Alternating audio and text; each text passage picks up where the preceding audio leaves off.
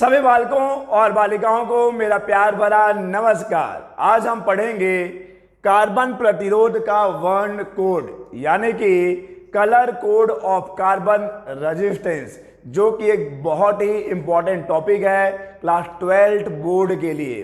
तो आइए मेरे साथ चलिए शुरू करते हैं आज का यह लेक्चर और पढ़ते हैं कार्बन प्रतिरोध के वर्ण कोड को। लेकिन इससे पहले कि हम लोग कार्बन प्रतिरोध के वर्ण कोड को समझें, पहले हम ये समझ लेते हैं कि कार्बन प्रतिरोध क्या होता है। देखिए बच्चे, जहां कहीं भी हमको धारा को नियंत्रित करना होता है कॉमर्शियली, अगर हम कोई चीज बना रहे हैं, हम कोई साइंटिफिक डिवाइस बना रहे हैं, हम कोई एक्सपेरिमेंट करने जा रहे हैं और जहां हमको धारा को नियंत्रित करना है वहां प्रतिरोध का यूज करते हैं धारा को नियंत्रित करने के लिए। और ये प्रतिरोध हम दो प्रकार का यूज कर सकते हैं। पहला देखिए, तो हम बात कर रहे हैं कॉमर्शियली यूज की। कॉमर्शियली अगर हम प्रतिरोध यूज करते हैं तो जनरली ये दो प्रकार का प्रतिरोध होता है। एक ऐसे प्रतिरोध जो मिश्र धातुओं से बने होते हैं, मिश्र धातु जिसको हम बोलेंगे एलॉयस।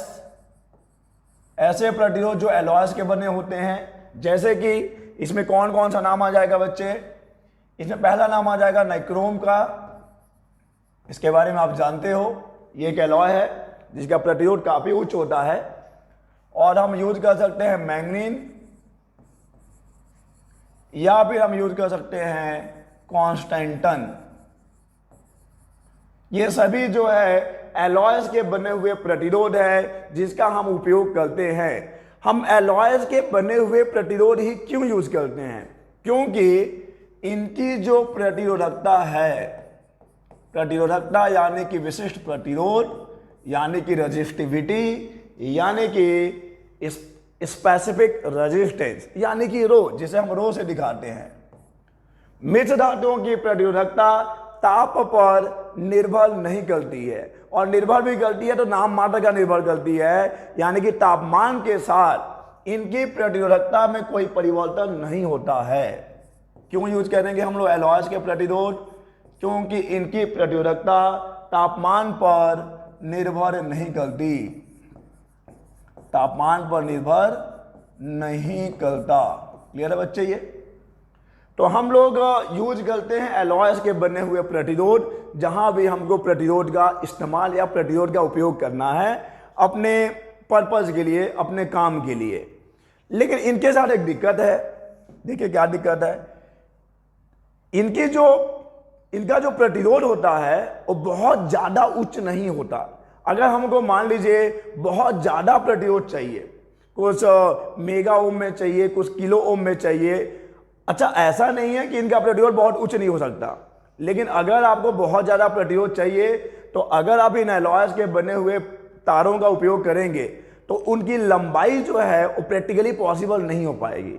यानी कि अगर आपको मेगा ओम में प्रतिरोध चाहिए या किलो ओम में प्रतिरोध चाहिए तो इतना ज़्यादा लंबाई का आपको वायर यूज करना पड़ जाएगा जो कि सूटेबल नहीं होगा।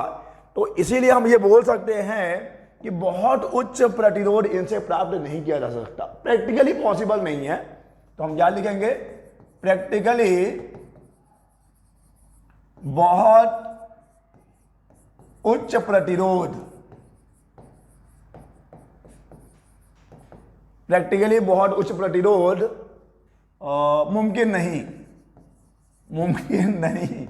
ये थोड़ा सा शायराना अंदाज है, लेकिन ठीक है, आप समझ रहे हैं कि अगर हमको बहुत ज़्यादा किलो या मेगा में प्रतिरोध चाहिए, मेगा ओम में प्रतिरोध चाहिए, तो हम इन मिश्र धातुओं के बने अगर प्रतिरोधों का उपयोग करेंगे तो तार की लंबाई इतनी ज़्यादा हमको लेनी पड़ेगी कि वो प्रैक्टिकली पॉसिबल नहीं होगा।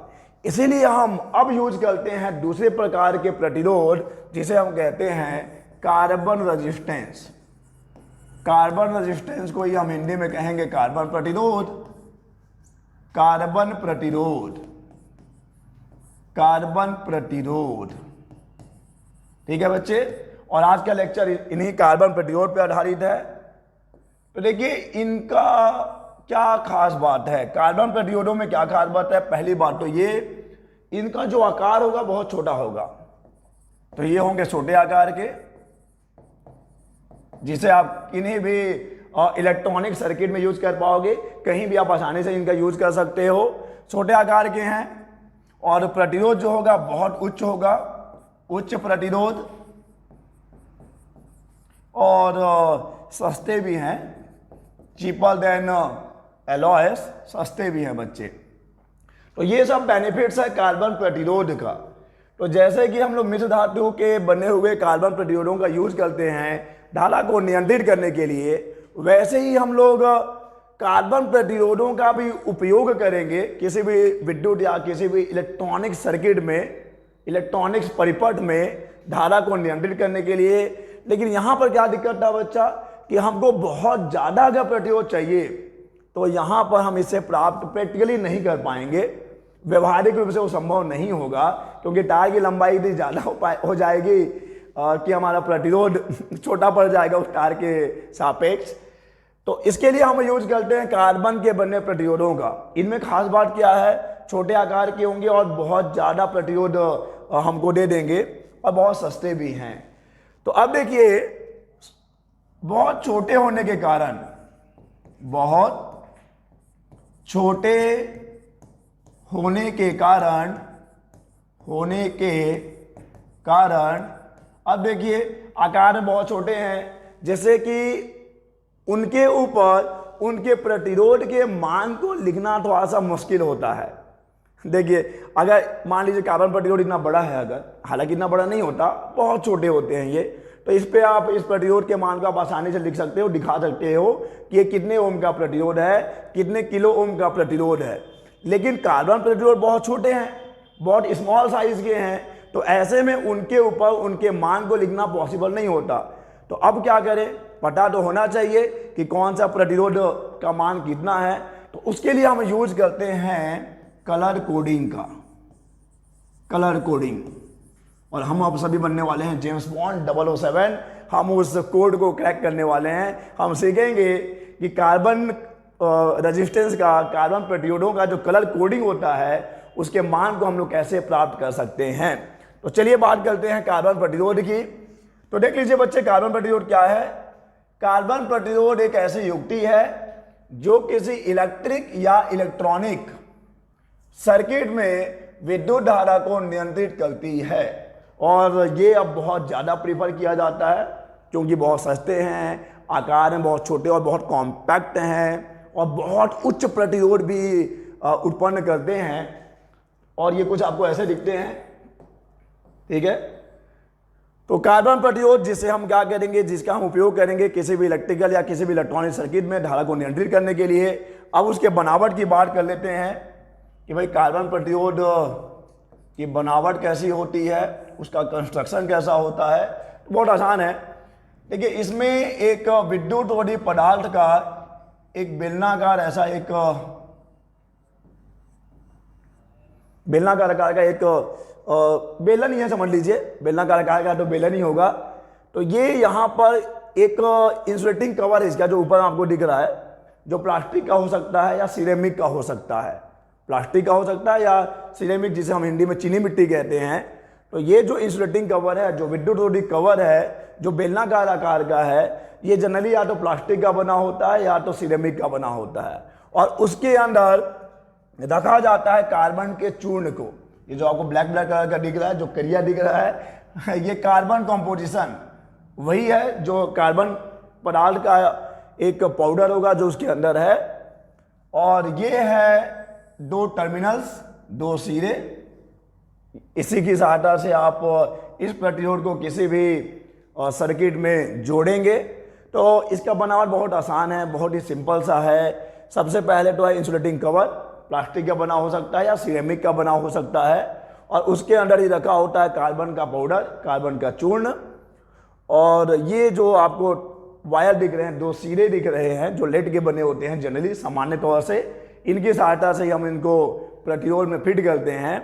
और अब इनके ऊपर है ये कलर का कोड, जिसकी सहायता से हम उस कार्बन प्रतिरोध का मान ज्ञात कर सकते हैं। और अब हम उन्हीं के बारे में पढ़ने वाले हैं। तो देखिए बच्चे, हमारे सिलेबस में, अच्छा पहले ये समझ लो कि क्या बात है। चलिए ये मान लेते हैं कि एक कार्बन प्रतिरोध हो गया, ठीक है बच्चे। तो इसके ऊपर जो है ऐसे बैंड बने होते हैं कलर्स के, अलग अलग कलर के। तो हमारे सिलेबस में बस 4 बैंड के कार्बन प्रतिरोध का ही जिक्र है, लेकिन ऐसा नहीं है कि बस 4 बैंड का ही होता है, 5 बैंड कार्बन प्रतिरोध भी हो सकता है। अच्छा, 4 बैंड, 5 बैंड, 6 बैंड, ये बस उसे कलर कोडिंग का एक प्रकार है। बाकी सब अंदर का जो चीज़ें रहेंगी समान रहेंगी, उनकी बनावट समान रहेगी, कार्बन का जो कंपोजिशन है वो समान रहेगा। बस अगर प्रतिरोध बहुत ज़्यादा है तो उसको बस 4 बैंड से दिखा पाना मुमकिन नहीं होता, तो उसके लिए हम लोग 5 बैंड या हम लोग कभी कभी 6 बैंड तक भी जा सकते हैं। अब ये 4 बैंड, 5 बैंड, 6 बैंड क्या है बच्चे? तो उसके ऊपर जो कलर की कोडिंग है या तो 4 बैंड के रूप में की जा सकती है, 5 बैंड का भी उपयोग किया जा सकता है, 6 बैंड वाला भी हो सकता है।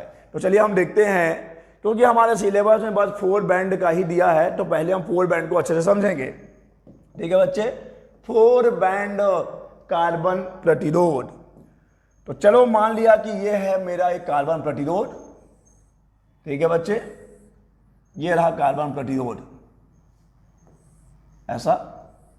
ठीक है, और अब इसके ऊपर है कलर की कोडिंग, तो क्यों ना अलग अलग कलर ले लिया जाए। चलिए मान लिया ये रेड है तो रेड तो ही है, ये येलो हो गया, ये ग्रीन हो गया, और चलिए यहाँ पे एक कलर है। तो अगर ऐसा है तो ये 4 बैंड कार्बन प्रतिरोध है। और अब देखिए कैसे हम लोग कलर की सहायता से, देखो वर्ण क्यों बोला है, कार्बन प्रतिरोध का वर्ण कोड इसलिए कहा गया है क्योंकि हम लोग हिंदी में कलर के लिए वर्ण का ही उपयोग करते हैं, जैसे कि हम बोलते हैं वर्ण विक्षेपण। तो देखिए अब यहाँ पे हम लोग कैसे करेंगे, यहाँ पर 4 बैंड होंगे कलर के। तो मान लीजिए कि ये बैंड पहला बैंड है, this is first band, this is second band, third band and this is fourth band. ठीक है बच्चे, तो आप देखो कैसे क्रैक करना है इसको, कैसे इसको हम लोग प्राप्त करेंगे, क्या क्या प्रतिरोध है यहाँ पर। देखिए जो पहला बैंड होगा, ये जो फर्स्ट बैंड होगा, इसका हम लोग लेंगे सिग्निफिकेंट फिगर। पहले बैंड का लिया जाता है सिग्निफिकेंट फिगर। ठीक है बच्चे, सिग्निफिकेंट फिगर यानी कि सार्थक अंक।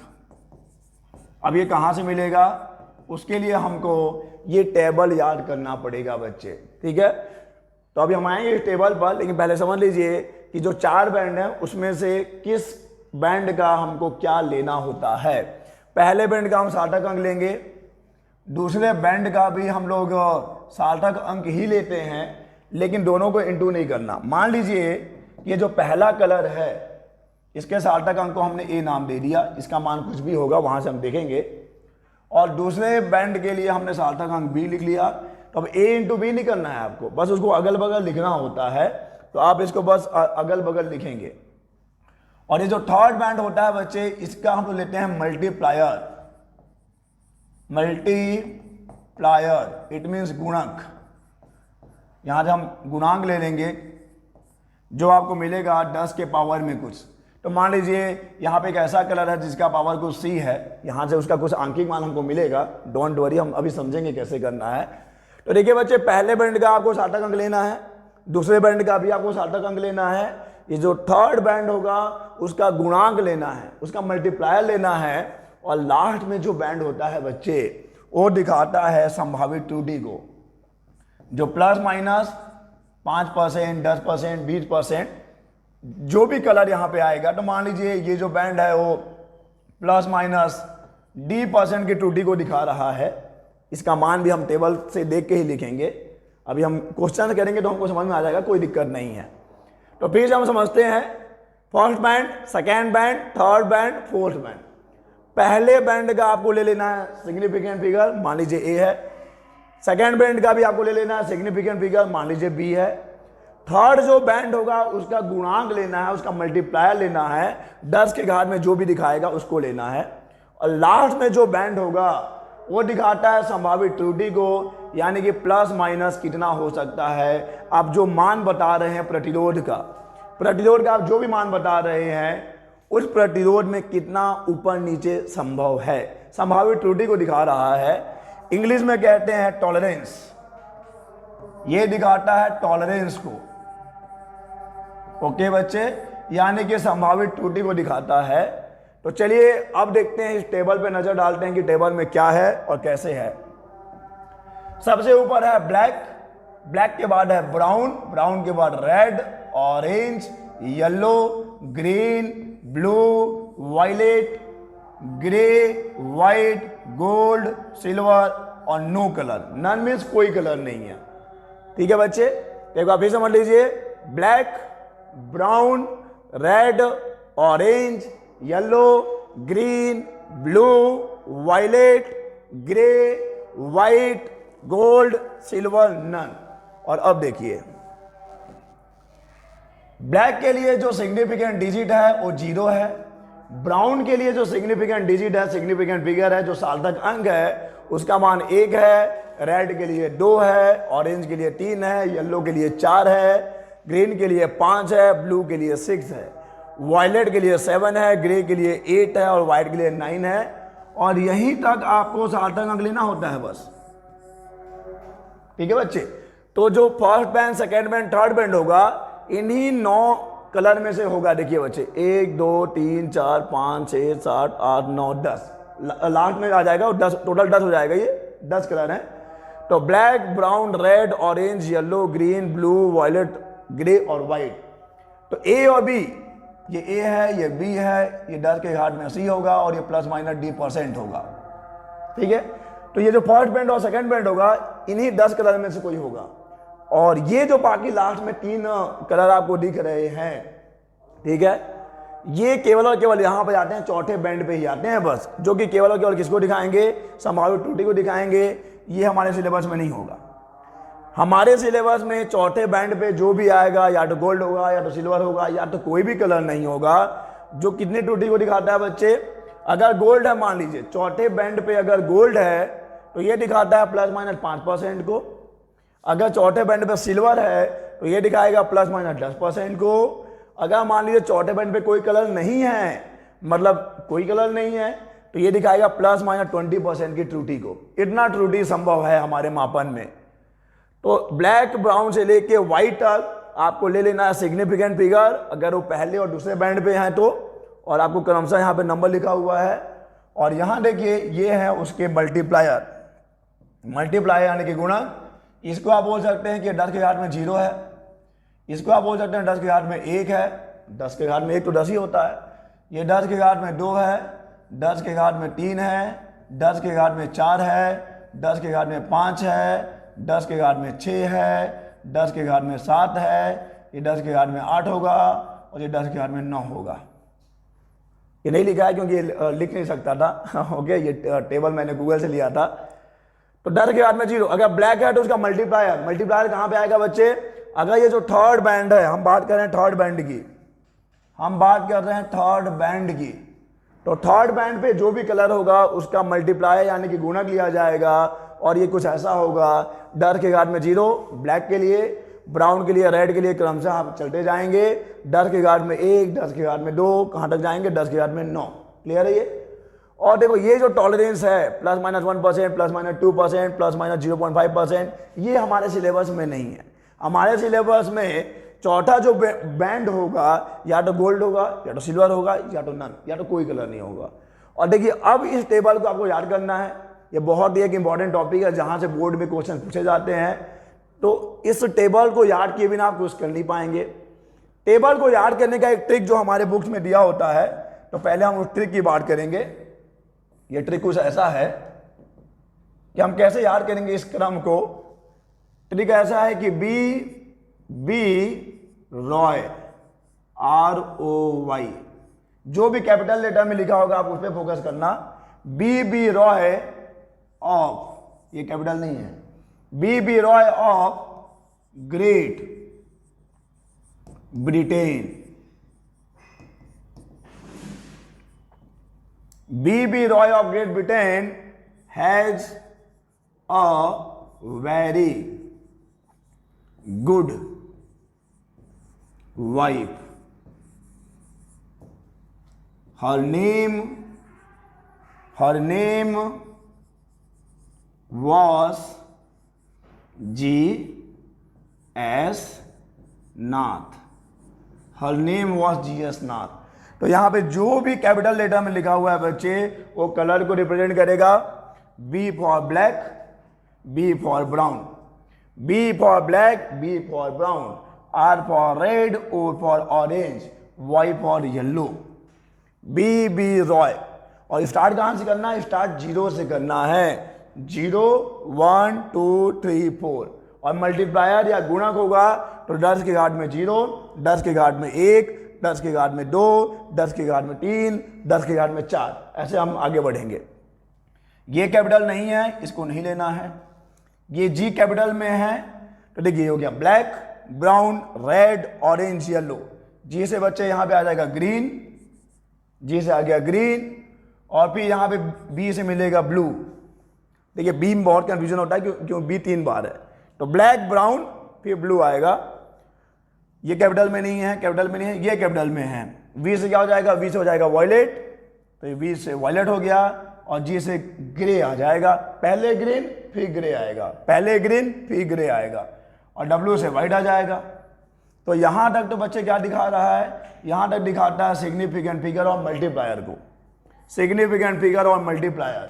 उसके बाद जो लास्ट वाले 3 कलर हैं वो यहां छुपे हुए हैं। G से गोल्ड, S से सिल्वर, N से no colour, G.S. Not. Plus minus 5%, plus minus 10%, plus minus 20%। तो आपको ऐसे याद कर लेना है। B Roy of Great Britain has a very good wife, her name was G.S. Not. तो ये याद कर लेंगे आप, और याद करिएगा ब्लैक है, फिर ब्राउन है, फिर यहाँ पे ब्लू है, ग्रे है, फिर ग्रीन है, और लास्ट में व्हाइट ही है। और कैसे याद करना है? 0 से ले जाना है 9 तक, डर के हाथ में 0 से ले जाना है, डर के हाथ में 9 तक। ये टॉलरेंस हमारे में नहीं होगा, टॉलरेंस वाला ये होगा। ये वाला कॉलम आपको याद करना है, गोल्ड, सिल्वर और किसी भी कलर के लिए नहीं होगा। और चलिए अब थोड़ा सा 5 बैंड रजिस्टर की भी बात कर लेते हैं, जस्ट फॉर नॉलेज। हमारे सिलेबस में बस 4 बैंड है बच्चे, लेकिन चलिए हम 5 बैंड रजिस्टर की बात कर लेते हैं, जिसमें 1 2 3 4 5 बैंड होंगे। तो चलिए इसमें क्या करना रहेगा? पहले बैंड का भी आपको लेना है सिग्निफिकेंट फिगर, तो मैं जो शॉर्ट में लिखता हूं सार्थक अंक, हिंदी में एक्चुअली में है, सार्थक अंक लिखिए। अगर 5 बैंड का है तो पहले बैंड का लेना है सार्थक अंक, दूसरे बैंड का भी लेना है सार्थक अंक, सार्थक अंक, ठीक है बच्चे, और तीसरे बैंड का भी लेना है सार्थक अंक, सार्थक अंक, ठीक है। पहले बैंड का भी सार्थक अंक लेंगे, सेकंड बैंड का भी सार्थक अंक लेंगे, और थर्ड बैंड का भी सार्थक अंक लेंगे, और जो फोर्थ बैंड होगा उसका लिया जाएगा गुणक, ठीक है, गुणांक लिया जाएगा, उसका मल्टीप्लाई लिया जाएगा, और लास्ट में जो बैंड रहेगा वो दिखाएगा संभावित त्रुटि को, संभावित त्रुटि को। तो अगर 5 बैंड का कलर कार्बन रेजिस्टेंस है तो पहले बैंड का आप सार्थक अंक लेंगे, सेकेंड बैंड का भी सार्थक अंक, थर्ड बैंड का भी सार्थक अंक, जो फोर्थ बैंड होगा उसका मल्टीप्लायर लेंगे। यानी आप समझ सकते हैं कि प्रतिरोध अगर बहुत ज़्यादा है तो हमको एक और एक्स्ट्रा बैंड लगाना होता है। तो पहले बैंड का सार्थक, दूसरे बैंड का भी सार्थक, तीसरे बैंड का भी सार्थक, चौथे बैंड का गुणांक लेंगे, और 5वां बैंड दिखाएगा संभावित त्रुटि को। और अगर मान लीजिए कि 6 बैंड रजिस्टर है, 6 बैंड वाला है, फिर क्या होगा? तो देखिए यहां पे भी सब कुछ वैसा ही है। पहले बैंड के लिए भी पहला बैंड सार्थक लेना है आपको, सेकेंड बैंड, अच्छा कलर वैसा ही है बच्चे, कलर सेम टू सेम है, black, brown, red, orange, yellow, green, blue, violet, grey, white, gold, silver, no colour, colour का कॉम्बिनेशन वैसा ही है। बस क्या करना, अगर 6 बैंड वाला है तो क्या करेंगे, 6 बैंड में पहले बैंड का आपको लेना है सार्थक अंक, सेकेंड बैंड का सार्थक अंक, थर्ड बैंड का सार्थक अंक।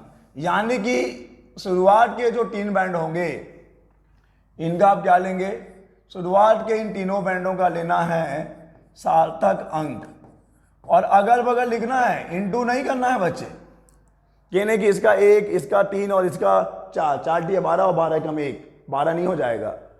तो सार्थक अंक पहले, दूसरे और तीसरे बैंड का क्या लेंगे हम लोग, सार्थक अंक लेंगे, और जो चौथा बैंड है उसका लेंगे मल्टीप्लायर यानी कि गुणक, और जो पांचवा बैंड है उसका टॉलरेंस लेंगे।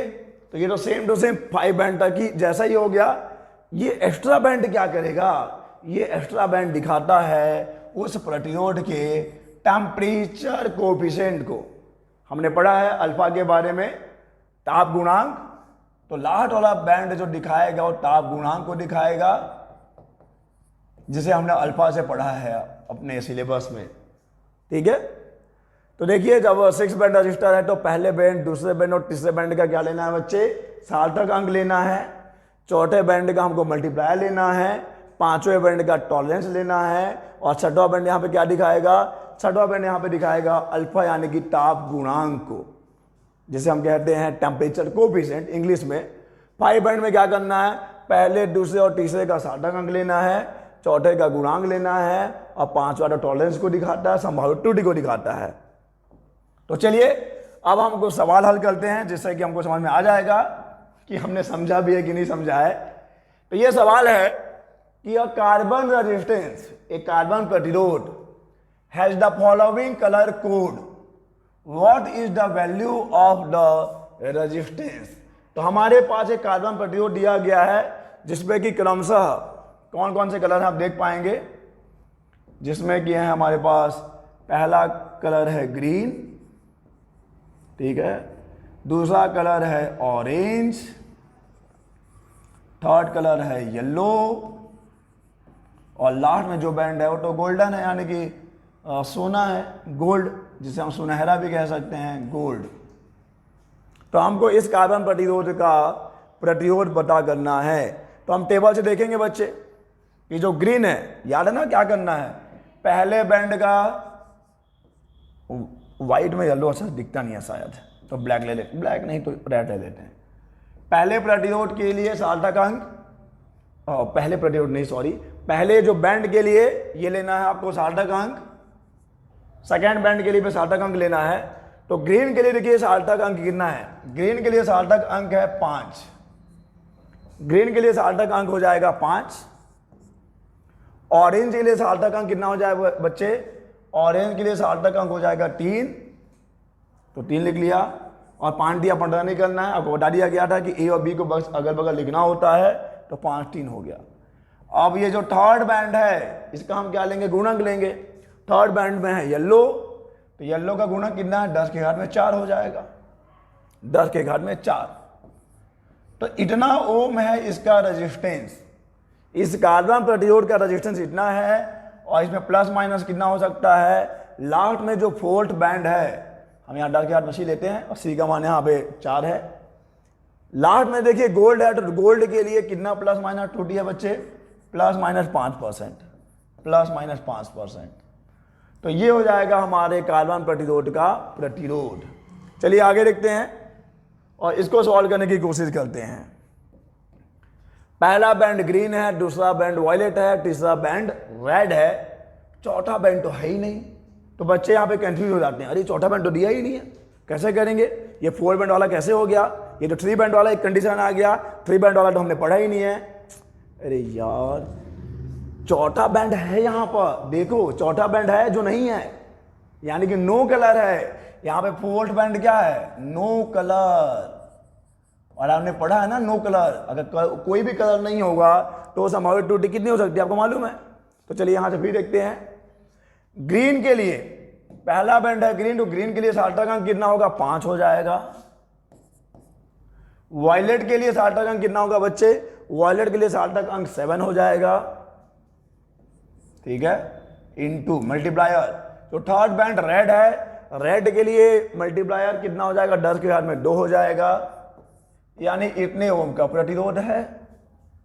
और प्लस माइनस त्रुटि कितनी हो सकती है बच्चे, तो कोई भी कलर नहीं है, यहां पर कोई भी कलर नहीं है, तो ये हो जाएगा प्लस माइनस 20% का त्रुटि, प्लस माइनस 20% का त्रुटि, ठीक है बच्चे। तो बस ऐसा ही करना है आपको, बहुत ही आसान सा टॉपिक है और बहुत ही अच्छा और बहुत ही इंपॉर्टेंट टॉपिक है, जहां से क्वेश्चंस आपके एग्जाम में पूछे जाते हैं, तो आप इसको इजीली समझ सकते हो और अपने बोर्ड एग्जाम के लिए कुछ मुनाफा कमा सकते हो नंबर के मामले में। तो चलिए इस वीडियो लेक्चर में बस इतना ही। हम लोग मिलेंगे अपने नेक्स्ट वीडियो में नए टॉपिक के साथ। तब तक के लिए अलविदा।